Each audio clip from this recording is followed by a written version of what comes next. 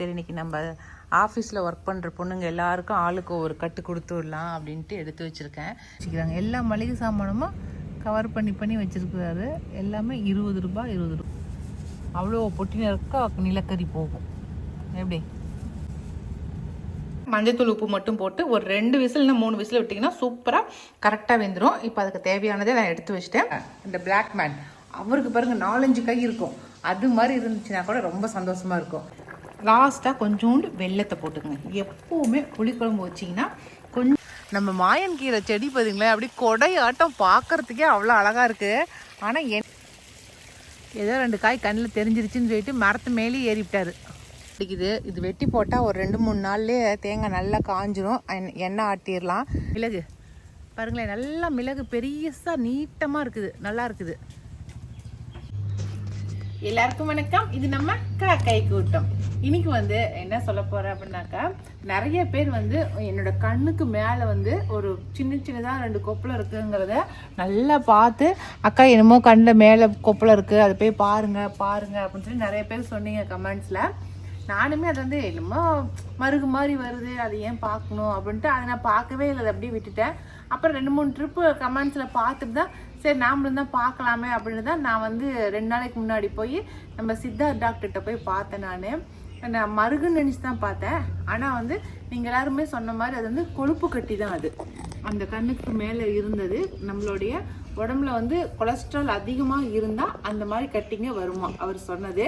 அது நான் எதுக்காக நான் இப்போ உங்ககிட்ட சொல்கிறேன் அப்படின்னாக்கா, என்ன மாதிரியே நம்ம உடம்புல ஏதாவது நம்ம பிறக்கிறப்ப நம்ம உடம்பு எப்படி இருந்துச்சோ அப்படிதான் இருக்கணும். அதை தாண்டி ஒரு சின்னதாக ஒரு மருகோ ஒரு கொப்பளமோ ஏதாவது ஒரு கரும்புள்ளியோ இந்த மாதிரி ஏதாவது ஒரு தெரிஞ்சிச்சுனாக்கா அது இப்போதான் வந்துச்சு, அது ஒன்றுமே பண்ணல, அது வலிக்கல நமக்கு அப்படின்னு சொல்லிட்டுலாம் இருக்கவே இருக்காதீங்க. அது என்னங்கிறத போய் பாருங்க. அது பார்த்தீங்கன்னா தான் அது ஏதாவது ஒரு தொந்தரவு நம்ம உடம்புல இருந்தால் தான் அது அந்த தொந்தரவு நமக்கு வெளிப்படுத்துறதுக்கான அறிகுறி தான் அந்த மாதிரி சிம்டம்ஸ்லாம் வர்றது. ஏன்னா எனக்கு டாக்டர் நேற்று சொன்னார், அந்த மாதிரி இது உங்களுக்கு கொலஸ்ட்ரால் அதிகமாக இருக்கிறதுனால தான் இந்த கொழுப்பு கட்டி வருது. இந்த கொழுப்பு கட்டியிலேயே 3-4 வகை இருக்குதுங்க. இது உங்களுக்கு ஒரு சின்னதாக சிம்டம்ஸ் வந்துக்கிற வகை இது அப்படின்னு சொன்னார். இது ஒரு 3 ட்ரிப்பு மருந்து வச்சாக்கா சரியாக போயிடும். அது மட்டும் இல்லை, இதுக்கு இந்த கொலஸ்ட்ராலுக்கு நீங்கள் டேப்லெட் குடிக்கணும் அப்படின்னு சொன்னாங்க. அவங்களே சித்தாலேயே டேப்லெட்டும் கொடுக்கறதா சொன்னாங்க. அதனால தான் நான் அதெல்லாம் ட்ரீட்மெண்ட்டுக்கு எடுத்துக்கிட்டு வந்திருக்கேன்.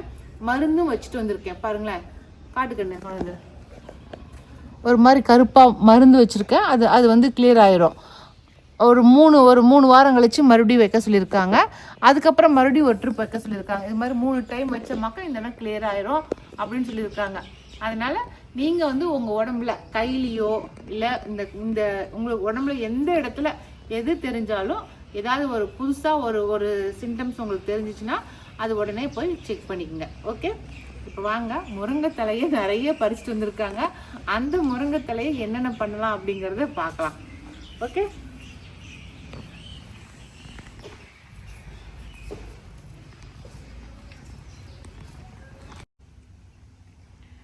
வெட்டிட்டு வந்த முருங்கை மரத்தோடைய இலைகள் பார்த்தீங்களா, ஒரு 4-5 கிளையை வெட்டி போட்டாரு ஃபுல்லாக. சரி இன்னைக்கு நம்ம ஆஃபீஸில் ஒர்க் பண்ணுற பொண்ணுங்க எல்லாருக்கும் ஆளுக்கு ஒரு கட்டு கொடுத்து விடலாம் அப்படின்ட்டு எடுத்து வச்சுருக்கேன். நாம் முருங்கைத்தலை சூப்பு வச்சிட வேண்டியது தான். ஏன்னா சூப்பராக இருக்கும் முருங்கைத்தலை சூப்பு வச்சாக்கா. அதனால தான் ஏன் வேஸ்ட்டு பண்ணும். நல்லா ஃப்ரெஷ்ஷான தலையாக இருக்குதுங்க, பார்க்குறதுக்கே அவ்வளோ ஆசையாக இருக்க பாருங்க. நல்லா கொழுந்து தலையாக அவ்வளோ அழகாக இருக்குது. அதனால் வேஸ்ட்டு பண்ணாமல் எல்லாத்தையும் அப்படியே உடச்சி கொஞ்சம் நேரம் தண்ணிக்குள்ளே வச்சோமாக்கா அப்படியே ஃப்ரெஷ்ஷாகிடும். கொடுத்தமாக்கா பொண்ணுங்க தூக்கிட்டு போயிடுவாங்க. அந்த கரையோரத்தை சுத்தம் பண்ணுங்கண்ணான்னு சொல்லி சொன்னேன்.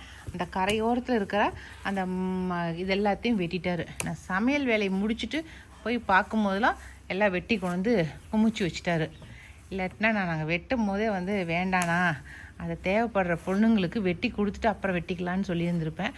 நான் வரத்துக்குள்ளே மேட்ரை முடிச்சிட்டாங்க. இந்த பாக்கெட்டில் இருக்கிறது எல்லாத்தையுமே அந்த பொண்ணுங்களுக்கு கொடுத்து விட்டுட்டேங்க. மீதி இருக்கிறது எல்லாத்தையுமே உருவி ஒரு வெள்ளை துணி போட்டு வீட்டுக்குள்ளாரையே காய வச்சிட்டேன். ஒரு 2-3 நாள் நல்லா காஞ்சிருச்சுங்க. இந்த அளவுக்கு நல்லா அப்படியே மொறு மொறுன்னு காஞ்சிருச்சு. ஒரு அரை மணி நேரம் நம்ம வெயிலில் வச்சோமாக்கா நல்லா மொறு மொறுன்னு ஆயிரும். அப்படியே அதை எடுத்து இந்த மாதிரி மிக்ஸி ஜாரில் போட்டு நம்ம நைஸாக அரைச்சி எடுத்துக்கலாம். நான் அந்த மாதிரி தான் போட்டு அரைச்சி எடுத்துக்கிட்டேன். வாங்கிட்டு சொல்லிக்கிறேன். இந்த மாதிரி தாங்க நைஸாக அரைச்சி எடுத்து வச்சுக்கலாம் நம்ம. நான் சளிக்க கூட இல்லை, அப்படியே எடுத்து வச்சுக்கிட்டேன்.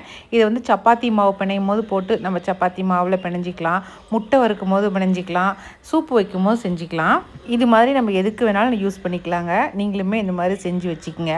நாங்கள் சேலம் போயிட்டு மேச்சேரி வரும்போது தாங்க ஓமலூர் ரயில்வே கேட்டுக்கிட்ட தான் இந்த மளிகை கடையை பார்த்தேன். சூப்பராக இருந்துச்சு இந்த மளிகை கடை.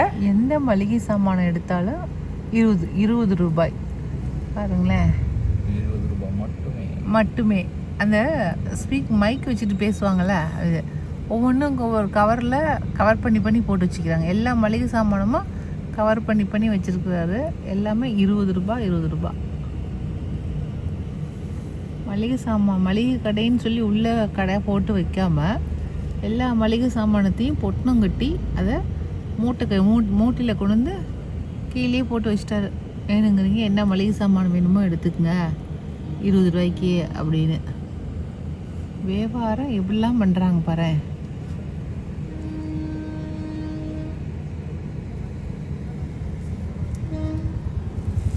ட்ரெயின் போகுதுன்னு வெயிட்டிங். என்ன மேட்டூர் தெர்மலுக்கு போய் கறியை கொட்டிட்டு வருதாங்க எங்க ட்ரெயின் போகுது. தெர்மலில் போய் நிலக்கரியை கொட்டிட்டு அதுக்கப்புறம் மறுபடியும் ரிட்டர்ன் போகுது. இந்த பெட்டி என்ன இருக்குடா விகாசு? 64 வரும் சில டைம் 32 58 பெட்டி வரும். பார்த்தியா, உங்கள் அப்பா கரெக்டாக சொல்கிறாரு. உட்காந்துக்கிட்டு நான் நிறைய டைம் எண்ணியிருக்கேன். 52 இல்லைன்னா 58 வரும். அவ்வளோ பொட்டினருக்கா நிலக்கரி போகும். எப்படி இன்றைக்கி வந்து சுண்டல் குழம்பு தான் வைக்க போகிறேன். சுண்டல் குழம்புனா 3 சுண்டல் ஊற வச்சுருக்கேன். வெள்ளை மூக்குக்கல்லை, இது வெள்ளை மூக்குக்கல்லை, இது வந்து ப்ரௌன் மூக்குக்கல்லை, அதுக்கப்புறம் தட்டைப்பயிறு பாருங்கள், காராமணி சொல்கிறோம் இல்லைங்களா, அது. இது 3யுமே ஒட்டுக்காக ஊற வச்சுருக்கேன். இது 3யும் சேர்த்தி போட்டு இன்றைக்கி ஒரு குழம்பு வச்சிடலாம். ரொம்ப சூப்பராக இருக்கும். நம்ம வந்து சப்பாத்தி, தோசை, சாதம் எல்லாத்துக்குமே 2 in 1, 3 in 1, 4 in 1 கூட சொல்லலாம். எல்லாத்துக்கும் காம்பினேஷன் சூப்பராக இருக்கும். மத்தியானம் வச்சிட்டோமாக்க நம்ம நைட்டுக்கும் இதை வச்சே ஓட்டி விடலாம். அதுக்கு தான் இதை ஊற வச்சுருக்கேன். இது எப்படி செய்கிறேங்கிறத காட்டுறேன். முதல்ல இது உப்பு மஞ்சத்தூள் போட்டு முதல்ல ஒரு 2 விசில் விட்டு எடுத்துக்கலாம். கொண்டக்கடலை எல்லாத்தையும் வேக வச்சு எடுத்தாச்சுங்க. மஞ்சத்தூள் உப்பு மட்டும் போட்டு ஒரு 2 விசில்னா 3 விசில் விட்டிங்கன்னா சூப்பராக கரெக்டாக வெந்துடும். இப்போ அதுக்கு தேவையானதை நான் எடுத்து வச்சிட்டேன். இப்போ நம்ம தாளிப்பு கொடுத்துடலாம். தாளிப்பு இல்லை, அரைக்கிறதுக்கு நம்ம முதல்ல அரைச்சிடலாம். தேங்காய் அரைக்கணும். இதுக்கு வந்து எண்ணெய் கொஞ்சம் ஊற்றியாச்சு, கொஞ்சம் சோம்பு, அடுத்ததாக சின்ன வெங்காயம், பூண்டு, கருவேப்பிலை, இது கொஞ்சம் நேரம் வதங்கட்டும். இது கூட ஒரே ஒரு தக்காளி.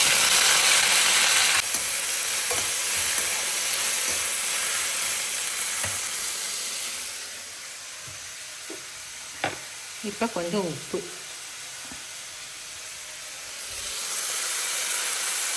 அதுக்கப்புறம் மஞ்சத்தூள், கூடவே தேங்காய். இந்த குழம்புக்கு எவ்வளோ தேங்காய் வேணுமோ அவ்வளோ தேங்காய் போட்டுக்கங்க. அடுத்ததாக நம்ம வீட்டு குழம்பு மிளகாய்த்தூள். இந்த குழம்புக்கு தேவையான அளவு போட்டுக்கலாம். இதுலேயே நம்ம கொத்தமல்லி தூள்லாம் போட்டிருப்போம், அதனால் நம்ம வேறு எதுவும் போட தேவையில்லை. அப்படியே போட்டுட்டோமா முடிஞ்சது, அடுப்பை ஆஃப் பண்ணிடலாம். சரிங்களா? இப்போ இது ஆறின பிறகு நம்ம மிக்சியில் போட்டு அரைச்சிட வேண்டியது தான். இது கூட வந்து கொஞ்சமாக பொட்டுக்கடலை சேர்த்திக்கலாம். ஏன்னா அப்போ தான் வந்து கொஞ்சம் அரைப்படும், அதுக்காக பொட்டுக்கடலை.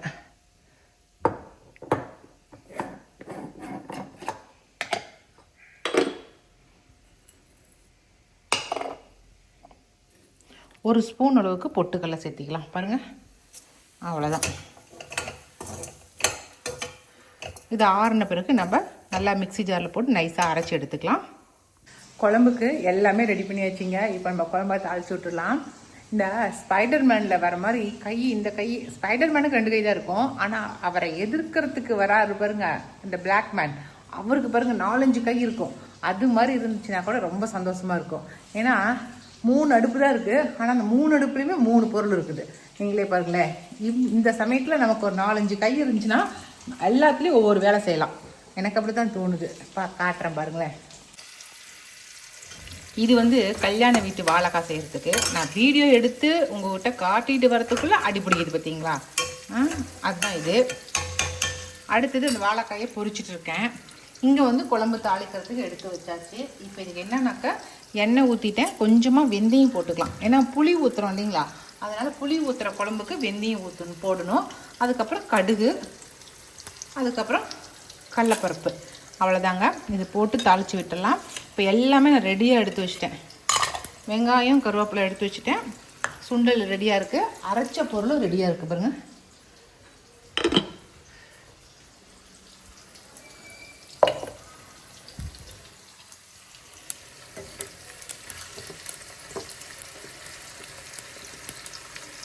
இந்த மாதிரி குழம்புக்கெலாம் நீங்கள் வந்து நல்லெண்ணெய் ஊற்றிட்டுனா ரொம்ப டேஸ்ட்டாக இருக்கும். ஏன்னா எப்போ எல்லா சமையலுக்கும் ஒரே மாதிரி எண்ணெய் யூஸ் பண்ணாமல் இந்த மாதிரி புளிக்குழம்புக்கெலாம் நல்லெண்ணெய் ஊற்றிக்கணும். சரிங்களா? இப்போ எண்ணெய் ஊற்றியாச்சு, வெந்தயம் போட்டாச்சு, கடுகு கடலைப்பருப்பு போட்டாச்சு. இப்போ வெங்காயம், கருவேப்பிலை, 1 செகண்ட் நல்லா வெங்காயம் வதங்கட்டும். நல்லா வதங்கிருச்சுங்க வெங்காயம். இந்த சமயத்தில் வந்து நம்ம அரைச்ச சாந்தை இதில் ஊற்றிடலாம். ஊற்றியாச்சுங்களா? இதில் உப்பு நம்ம போட்டிருக்கிறோம், எல்லாமே போட்டோம். இப்போ நம்ம வந்து இது கூட வந்து ஒரு கொதி வரட்டும். கொதி வந்ததுக்கப்புறம் நம்ம வந்து வேக வச்ச சுண்டலை போட்டுக்கலாம். குழம்பு பாருங்களேன், சூப்பராக கொதிச்சுட்டு இருக்குது. அப்படியே சூப்பராக கொதிக்குது. இப்போ நம்ம வந்து பயிறுகளை வேக வச்ச சுண்டலை போட்டுடலாம். ஓகே, போட்டாச்சு. பார்த்தீங்களா, வாழைக்காய் சூப்பராக வந்துருச்சுல, ரொம்ப டேஸ்ட்டாக இருக்கும். ஒரு கரண்டி எடுத்துக்கலாம். சூப்பர்.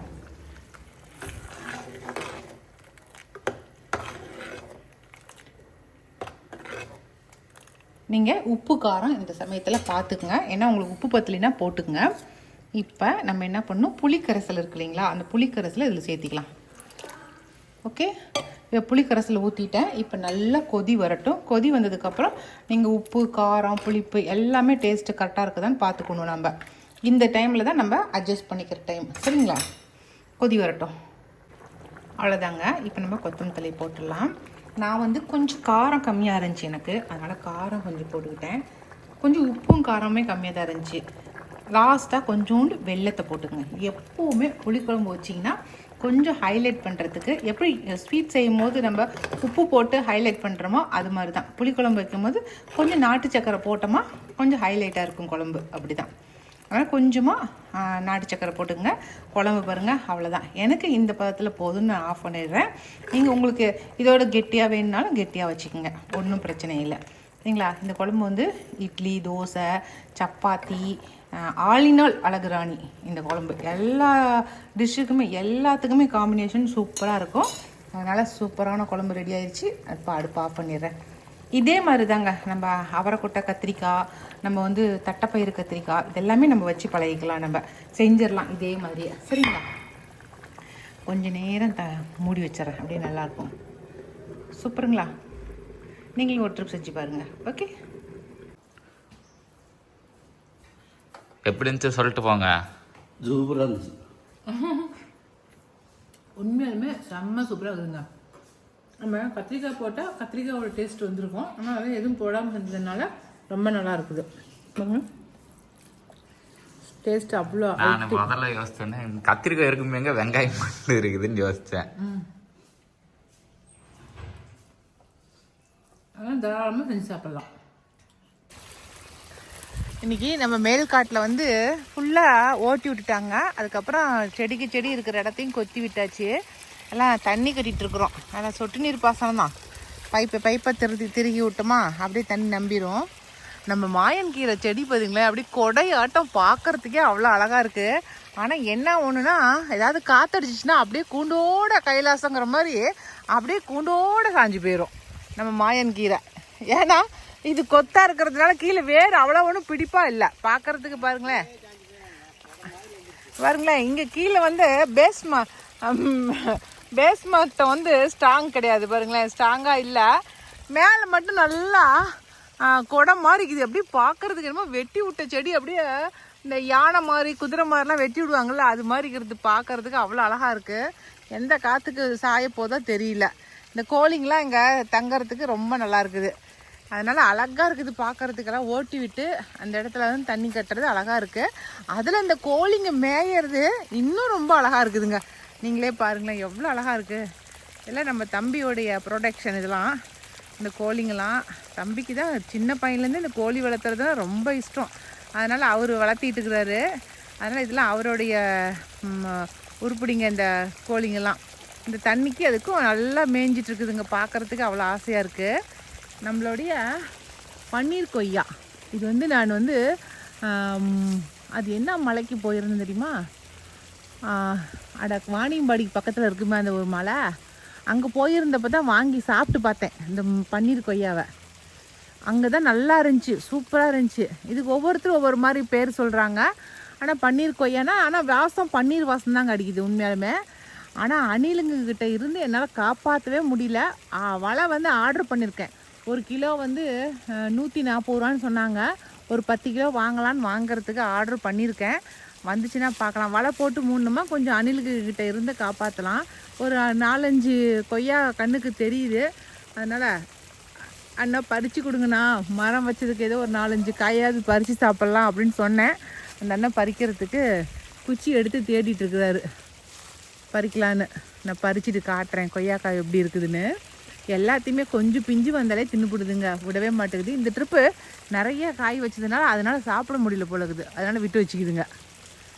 கொஞ்சம் வெளியூர் பச்சையாக இருக்குன்னு பாருங்கண்ணா. ஏலகிரி மலையில் தான் இந்த காய் நான் சாப்பிட்டு பார்த்தேன். ஆமாண்ணா இதுதான் நான் காய். சூப்பர். இப்படி தான் இருக்கும், வெளியீர்னு இருக்கும். ரொம்ப நல்லாயிருக்கும் இந்த காய். டேஸ்ட்டு சாப்பிடும் போதே பன்னீர் வாசம் அடிக்கும். இந்த காய் உள்ளார வந்து ஒரே ஒரு கொட்டை இருக்கும். அந்த ஒரு கொட்டையும் போட்டோமா முளைச்சி வந்துடும். அவ்வளோ அழகாக இருக்கும் இந்த காய் டேஸ்ட்டு. ஓகே, இதை கொண்டு போய் என் பையனுக்கு கொடுக்குறேன். அதனால் இந்த கொய்யாக்காவை வித்தியாசமான ஃப்ரூட்ஸுங்க வளர்த்தணும்னு நினைக்கிறீங்க, இந்த கொய்யாக்காய் கூட நீங்களுமே உங்கள் தோட்டத்தில் வச்சுருங்க. இது ஒரு ரேர் வெரைட்டி தான். இது வந்து நம்ம சாப்பிடக்கூடியது நல்லா இனிப்பாக தான் இருக்குது. நம்ம என்ன ஒரு பேர் கேட்போம், ஓ இனிமேல் வித்தியாசமாக சொல்கிறாங்கப்பா, நாம் இந்த செடி வாங்கி வைக்கலாம் அப்படின்னு நினச்சி உடனே வாங்கி வச்சுருவோம். ஆனால் அது சாப்பிட முடியாத அளவுக்கு புளிப்பாக இருக்கும், இல்லை துவர்க்கும். இந்த மாதிரி ஏதாவது ஒரு காரணத்தினால அந்த காயை சாப்பிட முடியாமல் போயிடும். அதுக்காக தான் யாராவது வாங்கி அதை யூஸ் பண்ணி நல்லாயிருக்கு, இனிப்பாக இருக்குது, நம்மளால் சாப்பிட முடியும் அப்படிங்கிறத தெரிஞ்சுக்கிட்டு அதுக்கப்புறம் எந்த ஒரு மரத்தையும் வாங்கி வைங்க. ஏன்னா நான் அனுபவப்பட்டிருக்கிற நிறைய மரத்தை அந்த மாதிரி வாங்கி வச்சு ஏகப்பட்ட புளிப்பாக போயிடும்.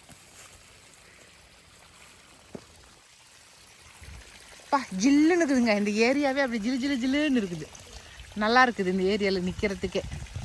இந்த கத்திரிக்காயில் இருக்கிற பழத்தை எல்லாம் பொறுக்கிட்டு வந்துருங்கண்ணா. கட்டுங்கண்ணா, தண்ணி காய் வரும், அது பாட்டுக்கு தண்ணி விடுங்க, அது பாட்டுக்கு போகட்டும். நம்ம என்ன அதுக்கெல்லாம் இது விடுங்க, அது பாட்டுக்கு பாயிட்டு விடுங்க. ஏதோ 2 காய் கண்ணில் தெரிஞ்சிருச்சுன்னு சொல்லிட்டு மரத்து மேலே ஏறிவிட்டாரு.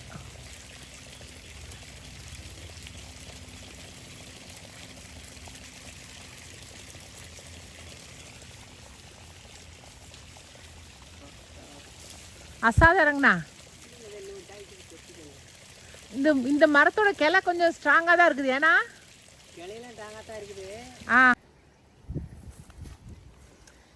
இன்னைக்கு வந்து தேங்காய் தான் வெட்ட போகிறோங்க. காலையிலே தேங்காய் வெட்டுறதுக்கு வந்து உக்காந்தாச்சு. ஏன்னாக்கா வெயில் வந்து நல்லா அடிக்குது. இது வெட்டி போட்டால் ஒரு 2-3 நாள்லேயே தேங்காய் நல்லா காஞ்சிரும், எண்ணெய் ஆட்டிடலாம். நம்ம மஞ்சள் வேலையை பார்த்துக்கிட்டே இதை வந்து செய்யாமல் விட்டுட்டோம். அதனால் ஒவ்வொரு காட்லேயும் ஒட்டையாக போட்டு வச்சுருக்குறோம். அதனால தான் இன்றைக்கி இந்த வேலையை செய்ய ஆரம்பிச்சிருக்கிறோம். காடு ஒரு சின்ன அளவில் காடு இருந்தால் கூட போதுங்க. நம்ம வீட்டுக்கு தேவையான எல்லா காய்கறிகளையுமே அதில் நம்ம போட்டுக்கலாம். நம்ம அதுக்கு வந்து ஒரு சின்ன ஒரு எடுத்துக்காட்டு தான் இந்த கீரைகள் வந்து. நான் இந்த கீரையில் வந்து விதையெல்லாம் விதைக்கவே இல்லைங்க. அது பாருங்களேன், ஒரு ஓரமாக வேலி ஓரத்தில் நான் பிடுங்கி போட்ட செடியிலேருந்து விழுந்த விதைகள் தான் இது. அதுவாக எப்படி முளைச்சிருக்குது பாருங்களேன். எந்த ஒரு எதுவுமே கிடையாது, எருவு கிடையாது, உரம் கிடையாது, எதுவுமே கிடையாது. அவ்வளோ ஒரு அழகாக அவ்வளோ சூப்பராக முளைச்சிருக்கு இந்த செங்கீரை. இன்றைக்கி இந்த கீரைகளை பறிச்சுட்டு போய் தான் நான் வந்து பொரியல் செய்ய போகிறேன்.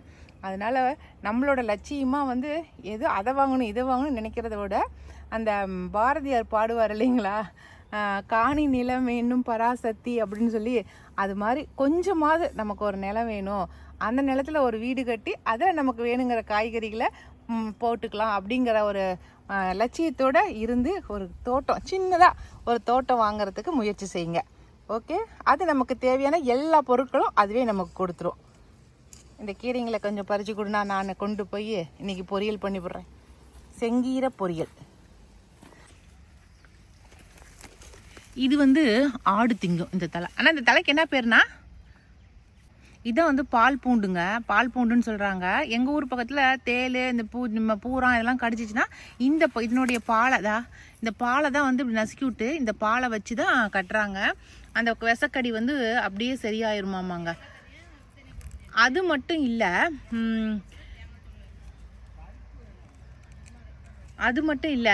இதில் வந்து இது வந்து மாட்டுக்கு வந்து யூஸ் ஆகுது. ஆடு மாடு சாப்பிட்றதுக்கு. நம்ம காட்டுக்கு வரீங்க, இது மாட்டுக்கு பிடுங்கிட்டு போவாங்க பாருங்க. சூப்பராக இருக்குது. நல்ல பால் கொடுக்கும் மாட்டுக்கு பிடுங்கிட்டு போனால். நமக்கும் கொடுக்குது இயற்கை, நம்ம மாடுங்களுக்கு சாப்பிட்றதுக்கும் கொடுக்குது, எல்லாருக்குமே கொடுக்குது பாருங்களேன். எவ்வளோ சூப்பராக இருக்குது இந்த பூண்டு. அது ஒரு பக்கம் இருக்குது, எனக்கு சாப்பிட்றதுக்கு கீரை ஒரு பக்கம் இருக்குது பாருங்க. செங்கீரை இவ்வளோ பெருசும் நம்ம பிடுங்க வேணாம், இதனுடைய இலைகளை மட்டும் கட் பண்ணிக்கலாம். ஏன்னாக்கா செடியை பிடுங்கி ஏன் நம்ம வேஸ்ட்டு பண்ணணும். இலைகளை பிடுங்கிட்டு போனால் மறுபடியும் நமக்கு வந்து இலைகளை கொடுக்கும். சரியா? எனக்கு இந்த தண்டுக்கீரை, சிகப்பு கீரை தண்டுக்கீரை பொரியல் ரொம்ப பிடிக்கும். இது வந்து யூரியா போடாமல் வளர்ந்த கீரை இல்லை. இதோட மட்டும் பிடுங்கிக்கலாம். மீதி விட்டுட்டோமாக்கா மறுபடியும் அது துளுத்து நமக்கு மறுபடியும் பயன் கொடுப்பாங்க. இது ஒரு ரகங்க கீரையில், இது ஒரு ரகம் பாருங்கள். இது இலை எப்படி இருக்குது, இது செங்கீரை இது ஒரு ரகம் எப்படி இருக்குது பாருங்கள். ரெண்டுக்கும் உள்ள வித்தியாசம். ஆனால் இவங்களாம் அக்கா தங்கச்சிங்க தான், ஆனால் ரெண்டு பேரும் முகம் மட்டும்தான் வேறு வேறையாக இருக்கிறாங்க. எப்படி சூப்பர் இல்லை?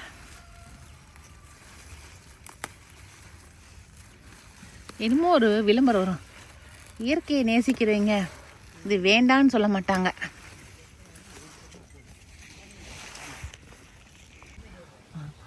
Super super. எங்கள் மிளகு செடியில் மிளகு பாருங்களேன் பழுக்க ஆரம்பிச்சிருச்சு. இது வந்து எங்கள் கீதாக்கா வீட்டுக்கு உரம்பரையாக போயிருந்தோம் ஒரு நாள். அவங்க வீட்டில் ஏற்காட்டில் அவங்க தோட்டம் வச்சுருக்காங்க, அதை பார்க்க போயிருந்தோம். அங்கே தோட்டம் முழுக்க வெறும் மிளகு செடியாக இருந்துச்சு. அதில் 4 மிளகு கொடியை பிடுங்கிட்டு வந்து வச்சேன். அதில் வந்து இன்றைக்கி மரத்து மேலே ஏறி மிளகு காய்ச்சிருக்குது பாருங்களேன், அவ்வளோ அழகாக இருக்குது. இது என்ன மிளகு கொடி அப்படிங்கிறத சொல்லுங்கள், எனக்கு தெரியல. ஏதோ கிடைச்ச வரைக்கும் கொண்டு வந்து வைக்கலாமே அப்படின்னு சொல்லிட்டு தான் இந்த மிளகு கொடியை கொண்டு வந்து வச்சேன். ஆனால் மிளகு கொடி பாருங்கள், நல்லா நீட்டமாக இருக்குது மிளகு பாருங்களேன். நல்லா மிளகு பெரியசாக நீட்டமாக இருக்குது, நல்லா இருக்குது. இது என்ன மிளகுன்னு தான் தெரியல. இன்றைக்கி பறிச்சிடலான்ட்டு இருக்கிறேன். ஏன்னா எல்லாமே செகப்பாக ஆயிடுச்சு, எல்லாம் வேஸ்ட்டாக போயிட போதில்ல. நம்ம தோட்டத்து மிளகு ஒரு 2-3 ஒரு 5 செடியாவது செடி மிளகு வாங்கிட்டு வைக்கலான்ட்டு இருக்கேன். அது என்ன மிளகு செடி வாங்கினா நல்லாயிருக்கும் அப்படிங்கிறத எனக்கு கமெண்ட்ஸில் சொல்லுங்கள். ஒரு 5 மிளகு செடி வீட்டுக்கு தேவையான மிளகு எடுக்கிறதுக்காக வாங்கி வைக்கணும்னு ஆசைப்பட்றேன். ஒரு 5 மிளகு செடி வாங்கிறதுக்கு எந்த மிளகு செடி வாங்கினா நல்லாயிருக்கும் அப்படிங்கிறத சொல்லுங்கள். ஓகே.